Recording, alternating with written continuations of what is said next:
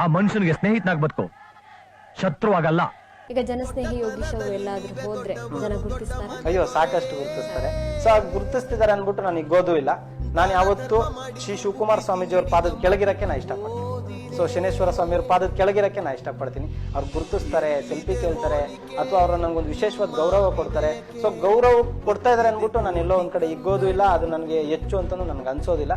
So ನಂದು ಸೇವೆ ಮಾಡ್ಬೇಕು. ನಾವ್ ಯಾವತ್ತು ಸೇವಕರಷ್ಟೇ, ಸಾಧಕರಾಗಕ್ ಸಾಧ್ಯನೇ ಇಲ್ಲ. ನಾವು ದೇವರ ಸೇವಕರಾಗ್ಬೋದು, ದೇವರಾಗಕ್ಕೂ ಸಾಧ್ಯ ಇಲ್ಲ.